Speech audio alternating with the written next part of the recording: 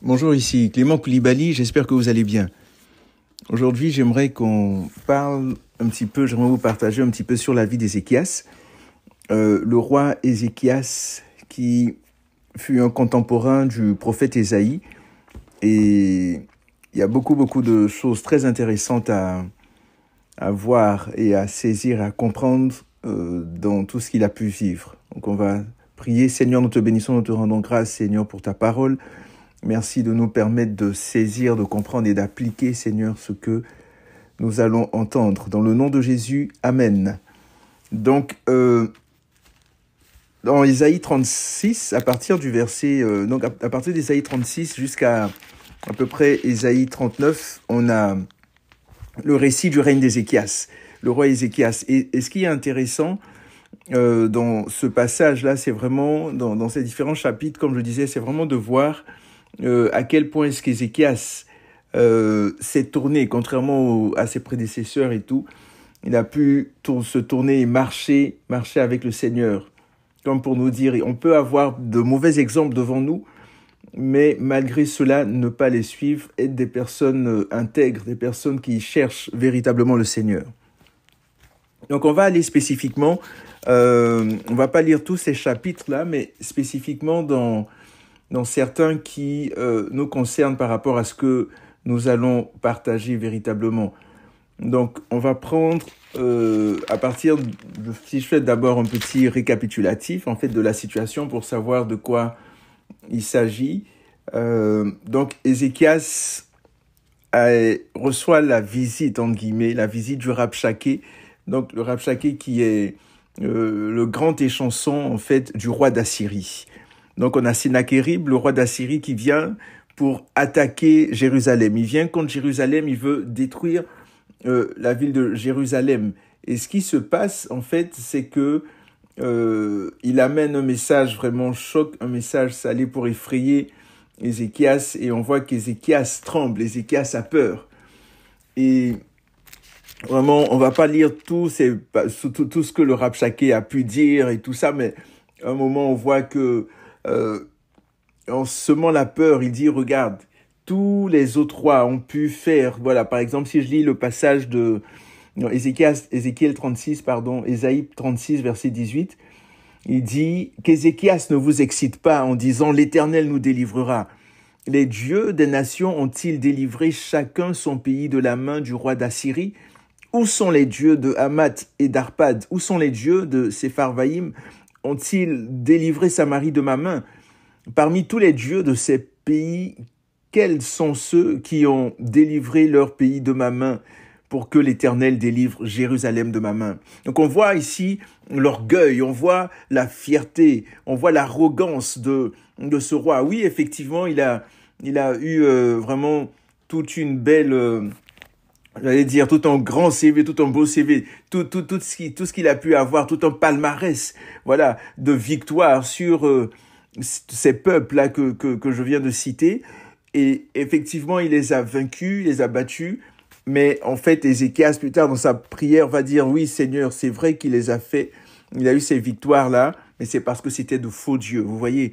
Et donc, on le voit ici plus tard dans Ésaïe 37, à partir du verset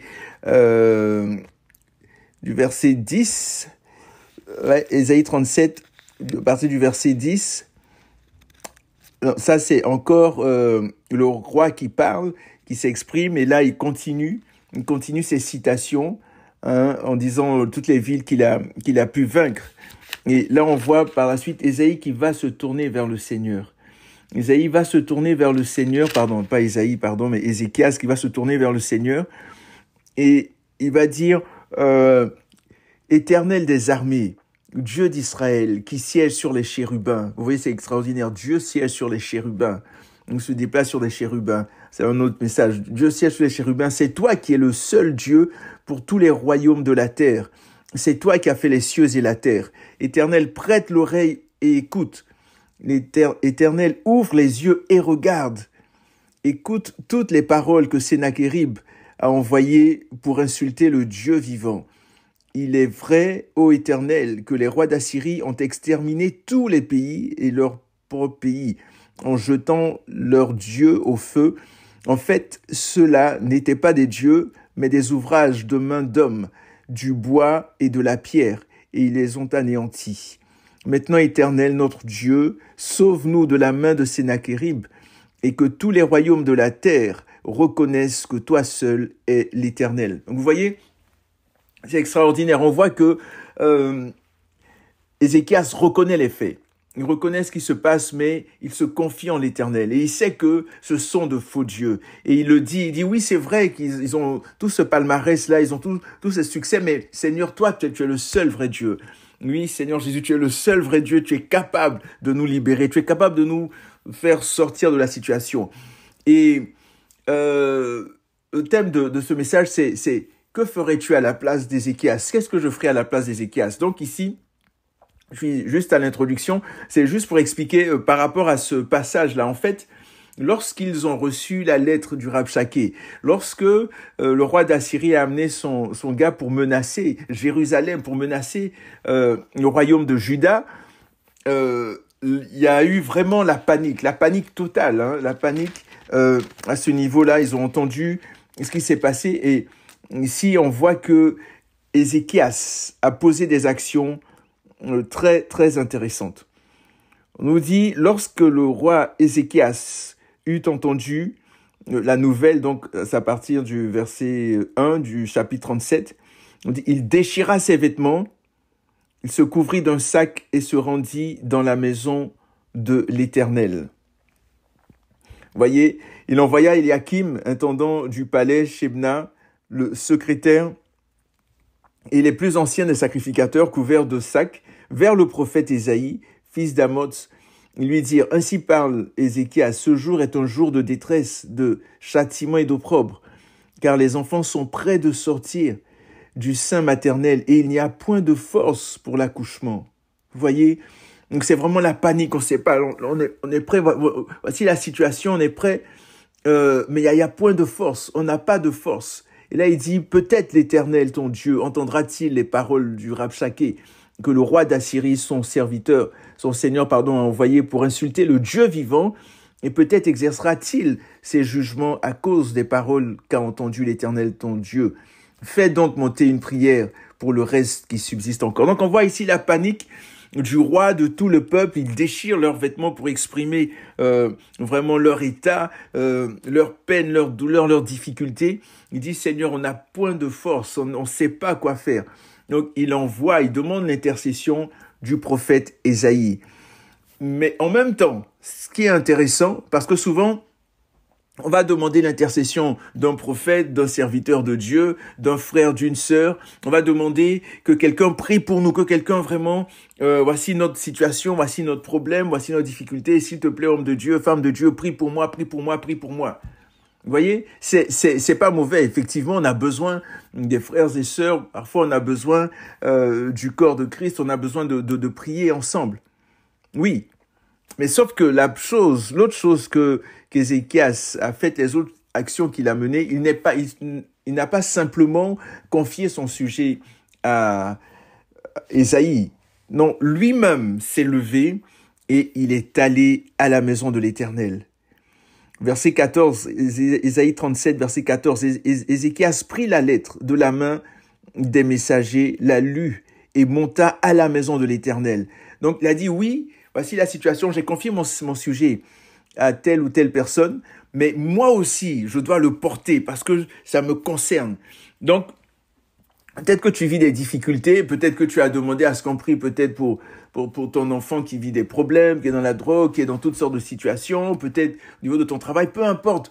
Mais est-ce que tu prends toi-même à bras le corps ton sujet? Est-ce que toi-même tu fléchis les genoux pour intercéder, pour dire Seigneur interviens, Seigneur agis? Oui, j'ai parlé à tel frère pour qu'il prie pour moi, mais Seigneur, moi-même, je suis conscient que c'est une question de vie ou de mort, si je peux m'exprimer ainsi. Et Seigneur, agis. Seigneur, interviens, s'il te plaît. Seigneur, fais éclater ta gloire dans cette situation. Vous voyez, souvent, on est touché par, je dirais, une certaine paresse spirituelle. Une paresse spirituelle, une léthargie spirituelle, une médiocrité spirituelle, malheureusement. Et il est important que nous sortions de cela. Il est important que nous-mêmes, nous puissions vraiment aller sur le front, prendre ces situations-là de l'avant et fléchir les genoux, jeûner, prier nous-mêmes par rapport aux situations. Ne pas attendre forcément que le frère, la sœur, l'homme de Dieu, une femme de Dieu puisse jeûner et tout ça. Oui, c'est bien, mais ne nous reposons pas sur nos lauriers. Donc, faisons comme Ézéchias à ce niveau-là et levons-nous nous-mêmes. Allons dans la maison de l'Éternel. Allons dans sa présence. Nous sommes le temple du Saint-Esprit et intercédons, et demandons au Seigneur d'agir, d'intervenir, de se glorifier. Et peu importe ce qui va se passer, continuons vraiment à intercéder. Donc, voici la prière. La prière maintenant donc on voit d'abord au verset 37 d'Ésaïe. Donc il a dit, oui, va parler tout ça, voilà, peut-être l'Éternel ton Dieu entendra-t-il les paroles du Rabshakeh, que le roi d'Assyrie, son seigneur, a envoyé pour insulter le Dieu vivant. Il dit, fais donc monter une prière pour le reste qui subsiste encore.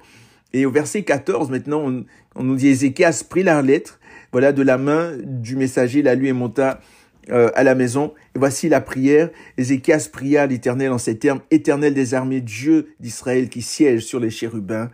Là, c'est toi, je sais que je l'ai déjà lu, mais je le relis, c'est tellement puissant. C'est toi qui es le seul Dieu pour tous les royaumes de la terre. C'est toi qui as fait les cieux et la terre. Éternel, prête l'oreille et écoute. Éternel, ouvre les yeux et regarde. Écoute toutes les paroles que Sennachérib a envoyées pour insulter le Dieu vivant. Il est vrai, ô Éternel, que les rois d'Assyrie ont exterminé tous les pays et leur propre pays en les jetant au feu. Et ensuite, il dit, maintenant, Éternel, notre Dieu, sauve-nous de la main de Sennachérib et que tous les royaumes de la terre reconnaissent que toi seul es l'Éternel. Donc, on voit Ézéchias lui-même qui prie, qui intercède. Et par la suite, on a la réponse du Seigneur, une réponse extraordinaire. On ne va pas lire les détails, mais juste quelques versets et la fin de l'histoire ici. Au verset 33, c'est pourquoi ainsi parle l'Éternel à l'égard du roi d'Assyrie. Il n'entrera pas dans cette ville, il n'y lancera pas de flèches. Donc Dieu qui dit que le roi d'Assyrie n'entrera pas à Jérusalem, n'entrera pas en Juda, il n'y lancera pas de flèches, il ne lui opposera pas de bouclier. Je déclare cela dans ta vie au nom de Jésus. Toutes les flèches, tous les traits enflammés de l'ennemi contre toi, contre ta famille, contre tes enfants sont vaincus, sont détruits au nom de Jésus. Retour à l'envoyeur au nom puissant de Jésus. Il ne lancera pas de flèches, il ne lui opposera pas de bouclier et il n'élèvera pas de retranchement contre elle. Il s'en retournera par le chemin par lequel il est venu et il n'entrera pas dans cette ville, oracle de l'Éternel. Je protégerai cette ville pour la sauver à cause de moi et à cause de David, mon serviteur. Vous voyez, David qui est mort il y a plusieurs années et tout, mais là on parle encore de lui, à cause de l'intimité, à cause de la relation qu'il avait avec le Seigneur, à cause du fait de l'amour qu'il avait pour le Seigneur, et qu'on ait ce cœur-là, on puisse aimer de tout notre être le Seigneur. Et dans plusieurs années, on pourra dire, mais à cause de ton père, à cause de ta mère, à cause de cette personne-là dans ta famille qui craignait le Seigneur, qui aimait le Seigneur de tout son cœur, je ne ferai pas ceci, je ne ferai pas cela. Je te protégerai, je te garderai. Amen. Donc vous voyez, voici un exemple positif. Un exemple positif, donc, ferais-tu comme Ézéchias? C'est ce qu'on ferait comme Ézéchias. Voici un exemple positif. Donc, comme je disais, juste récapituler, ne pas dormir sur nos lauriers, ne pas compter juste sur nos frères et sœurs. Oui, c'est bien, mais nous-mêmes aller au front, nous-mêmes intercéder, nous-mêmes prier, nous-mêmes jeûner, nous-mêmes nous mettre à genoux, chercher le Seigneur afin de le voir se glorifier puissamment. Alléluia. Ensuite, la deuxième leçon, le deuxième point que j'aimerais aborder par rapport à Ézéchias, ici, toujours dans le livre d'Ésaïe, en Ésaïe 38. Ésaïe 38, 39 par là, oui, c'est ça. On va lire en Ésaïe 38, voici ce qui est dit.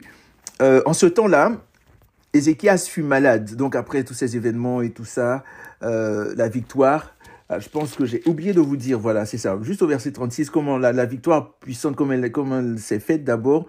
Donc Ésaïe 37, verset 36. L'ange de l'Éternel sortit et frappa dans le camp des Assyriens 185 000 hommes. Et quand on se leva le matin, voici que c'était tous des cadavres. Alors Sennachérib, roi d'Assyrie, partit, s'en alla et retourna pour résider à Ninive.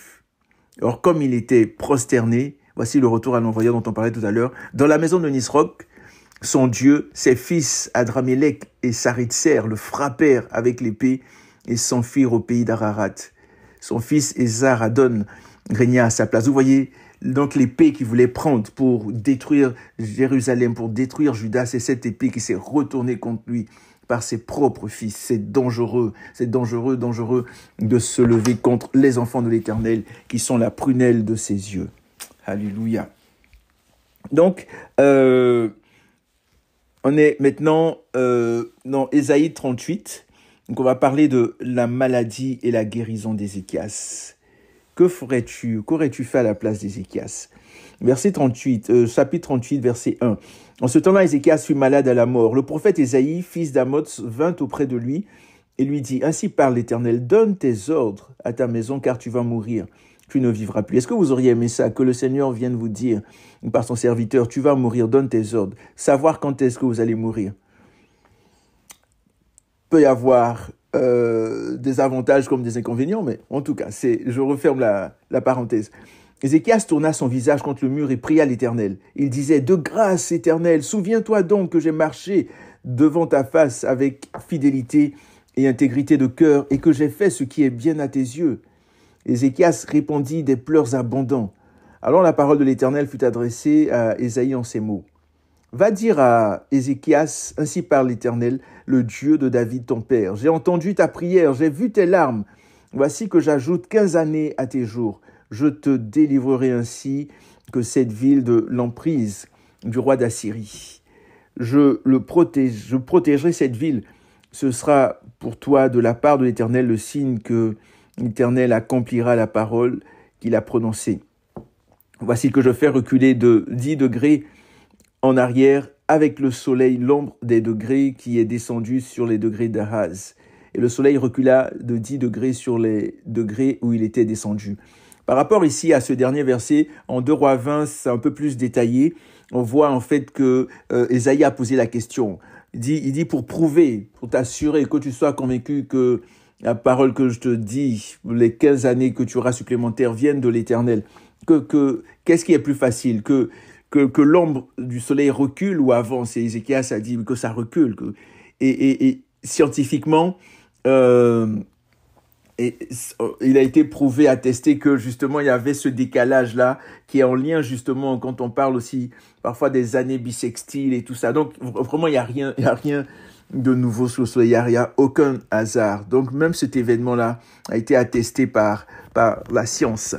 Donc je referme cette parenthèse-là. Donc ici on voit que Ézéchias allait mourir. Vous voyez, Ézéchias allait mourir et malade à la mort comme il est écrit et vraiment malade à mourir. Et Ézéchias pleure. Quand le serviteur de Dieu vient lui annoncer, il dit, donne tes ordres, tu vas mourir. Ézéchias pleure, il pleure. Regardez l'apôtre Paul. L'apôtre Paul pouvait dire, je suis pressé de deux côtés, je ne sais si je dois partir ou si je dois rester.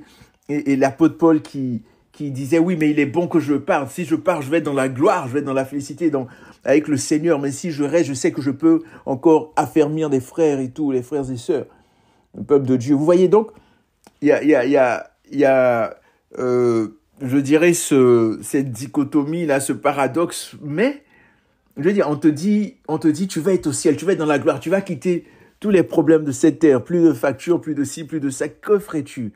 Donc, tu laisses ta femme, tes enfants. Vous voyez, donc, il y a quand même lieu de réfléchir. Mais là, c'est comme si, en fait, pour Ézéchias, la terre était mieux, en fait. Vous voyez, c'était mieux que le ciel. C'est comme si, en fait, à cette époque, les gens avaient une certaine perception. Et je vais vous expliquer pourquoi je dis cela. Mais il y a une certaine perception. Je pense que plusieurs personnes diraient, mais moi, je vais aller tout de suite même au ciel. On veut aller au ciel. On veut être dans la présence de Dieu. On veut être dans sa gloire. On veut le rencontrer, etc. Mais c'est comme si à l'époque, ce n'était pas le cas. Donc, regardez, pourquoi est-ce que je dis ça? Ézéchias écrit quelque chose. Ézéchias écrit un poème. Ézéchias demande à Dieu d'abord de lui permettre de rester, de le guérir, de rester toujours sur la terre des vivants. Et il veut rester encore. Il n'est pas prêt à partir.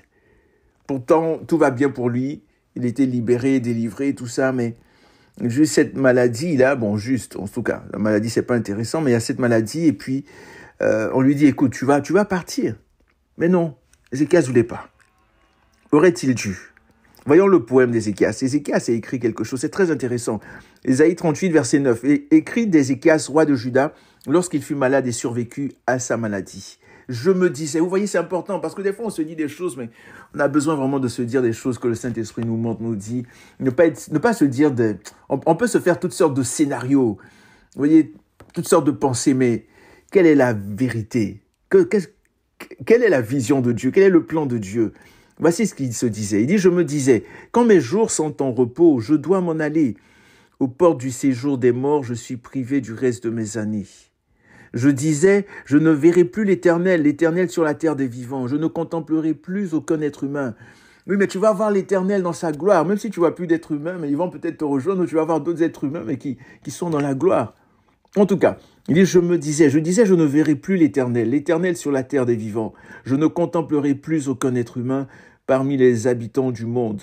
Ma demeure est enlevée et transportée loin de moi, comme une tente de berger. Comme un tisserand, j'enroule ma vie. Il m'arrache du métier. Du jour à la nuit, tu m'auras achevé. Je me suis contenu jusqu'au matin, comme un lion, il brisait tous mes os. Du jour à la nuit, tu m'auras achevé. Et il parle du Seigneur, là. Je poussais des petits cris comme une hirondelle en voltigeant. Je gémissais comme la colombe.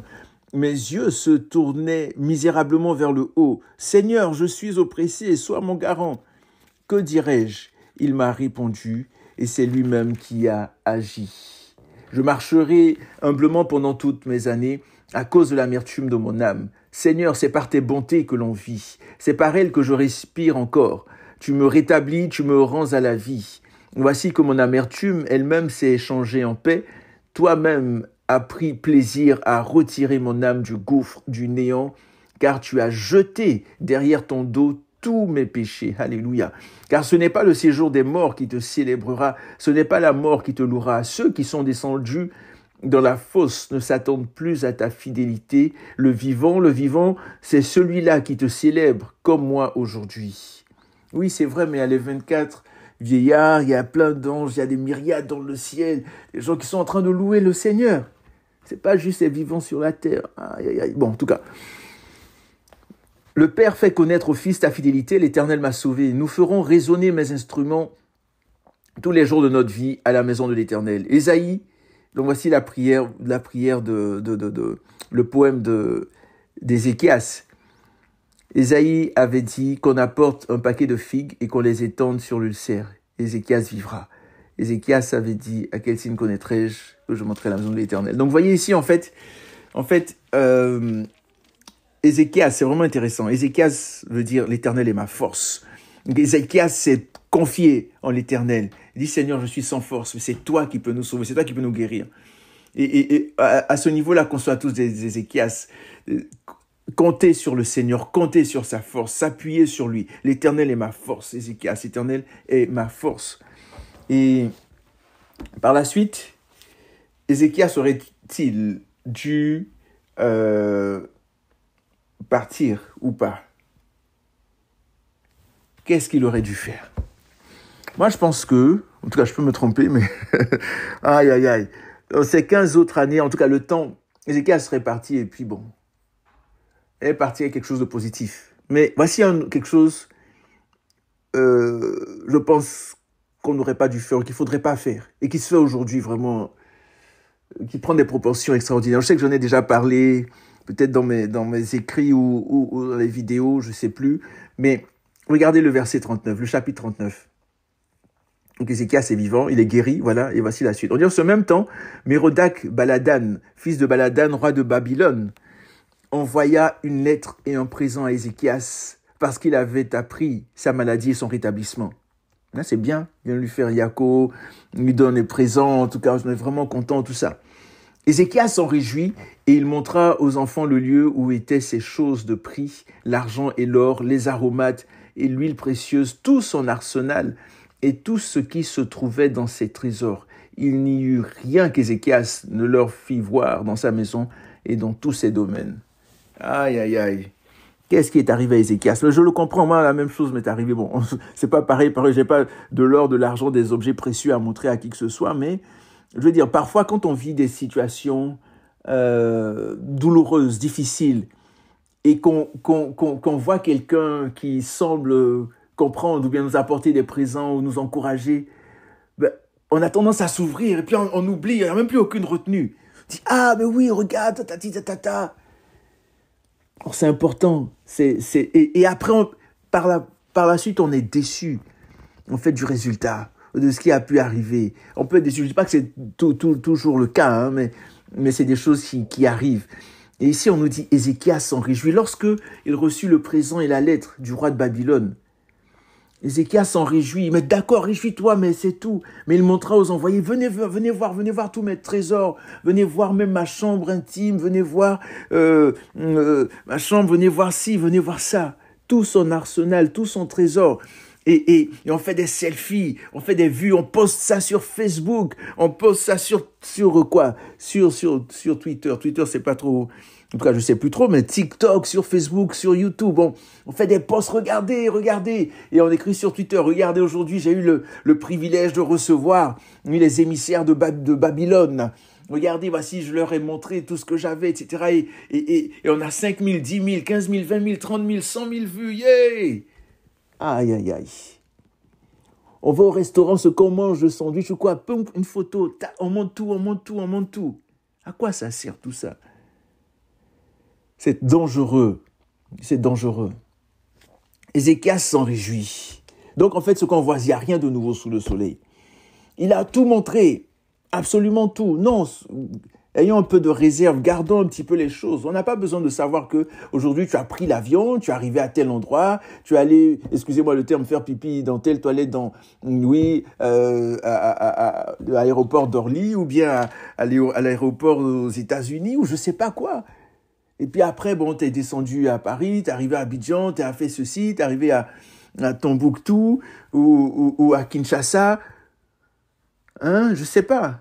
Ou à Douala, ou à Yaoundé, tu es arrivé ceci, ou à Cotonou, et puis après tu retournes à Shanghai, et puis les moindres petits détails de ta vie, voici le lit que j'ai acheté, voici et puis tu publies tout, le monde entier connaît ta vie. À quoi ça sert? La discrétion, c'est important. Soyons discrets, vraiment, faisons montre de discrétion. Je vous parle, c'est pour moi aussi. Faisons attention. Donc, Ézéchias est guéri, il a ses 15 autres années, les gens viennent lui dire félicitations, tout ça. Et il leur montre tout. Et pourquoi est-ce qu'il ne devrait pas faire ça? Il n'aurait pas dû faire cela. Voici la suite. Ésaïe 39, verset 3. Le prophète Ésaïe vint ensuite auprès du roi Ézéchias et lui dit, « Qu'ont dit ces gens-là?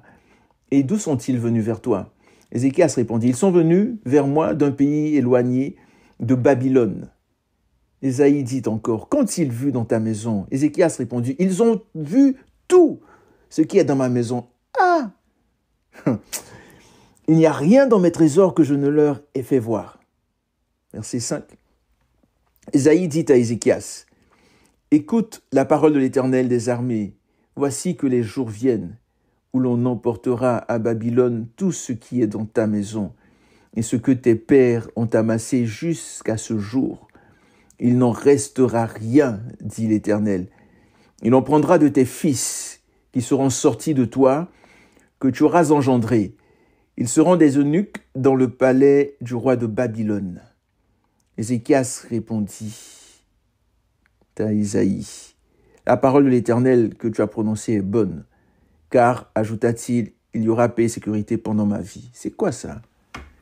C'est quoi ça? C'est quoi? Vous voyez? Ah là là là là là là. On dit à Ézéchias tout ce qui va arriver à cause de ce manque de réserve, de discrétion. On monte tout, nos épouses, nos époux, nos enfants, leur école, patati, on monte tout. Et après, on se plaint qu'il y a des choses bizarres qui arrivent, ou des disparitions, ou des enlèvements, de quoi que ce soit. Je ne sais pas. Je ne dis pas que c'est forcément par rapport à ça, mais soyons discrets, faisons attention. Faisons vraiment attention. On lui dit, tout ce que tu leur as montré là, ils vont venir, ils vont tout amener chez eux. Et pire même, On prendra de tes fils. Et c'est ce qui est arrivé plus tard. Hein. J'aurais pu chercher je sais pas, les années exactes et tout, j'aurais pu. Mais c'était pas ça l'objet de mon propos. Mais plus tard, on voit, lorsque Daniel a été emporté, Shadrach, Meshach, Abednego, Daniel, Michael et Azraël, ses amis, donc Daniel, ses amis, mais c'est ça, le roi de Babylone est arrivé plusieurs années après, et justement ils ont été déportés à Babylone. Vous voyez, plusieurs personnes ont été déportées à Babylone, ils ont vécu là-bas, et comme eunuques, et on voit Daniel, justement, oui, qui était à Babylone avec le peuple, mais tout ça vient du fait que Ézéchias a eu cette attitude-là, ce comportement, vous comprenez? Donc, on n'est pas toujours conscient de nos agissements, de ce qu'on fait, des répercussions, mais elles peuvent avoir des agissements, là, nos répercussions peuvent avoir des conséquences sur nos enfants, nos petits-enfants, nos arrière-petits-enfants. Donc, vraiment, faisons attention. Faisons attention. Donc, une chose à ne pas faire qu'Ézéchias a faite, c'est vraiment ce manque de discrétion-là. C'est vraiment ça qu'il faut. Il faut vraiment être discret. Il faut vraiment apprendre à être réservé. Je vais à gauche, oui, je publie. Je vais à droite, je publie. Je me fâche un peu avec mon épouse, je publie. Avec mes enfants, je publie. Je suis content, je publie. Je publie. On publie tout sur les réseaux sociaux. Les vues. On veut être suivi. Non. Faisons attention. Faisons vraiment attention. Donc, je récapitule. Donc, récit du roi Ézéchias qui se tourne vers le Seigneur. Il n'attend pas uniquement, oui, de confier son sujet à l'homme de Dieu, à la femme de Dieu, etc. Mais lui aussi, il prie, il cherche le Seigneur, quelque chose à faire. Il s'attend au Seigneur, il monte à la maison de l'Éternel. Une autre chose, et ça c'est à vous de décider ou pas, je veux dire, le Seigneur te dit que tu vas mourir dans un jour, 2 jours, peu importe. Ça dépend de la situation familiale aussi et tout ça, mais et à voir, Seigneur, est-ce que je suis dans la joie? Oui, Seigneur, je veux te voir tout de suite. Ou bien, Seigneur, laisse-moi un peu le temps de m'occuper de ma femme, mes enfants, avant que je ne parte. Ou bien, Seigneur, je te fais confiance, tu vas t'occuper d'eux. Et puis, oui, je veux aller dans ta gloire tout de suite. Ou, et troisième point, par rapport à la discrétion dont j'ai parlé. Donc voilà, que Dieu vous garde, que Dieu vous bénisse, que Dieu vous protège, qu'il prenne soin de vous, qu'il fasse luire sa face dans vos vies. Prenez soin de vous et surtout, n'oubliez pas que Jésus revient très, très, très, très bientôt. Seigneur, merci pour ta parole. Merci pour ce que tu nous as permis de partager et que nous puissions serrer cela dans nos cœurs. Il y aurait plein d'applications, que le Seigneur continue à nous ouvrir les yeux et continue à nous enseigner. Que toute la gloire te revienne, Père, au nom de Jésus. Amen. Allez, portez-vous bien et à la prochaine.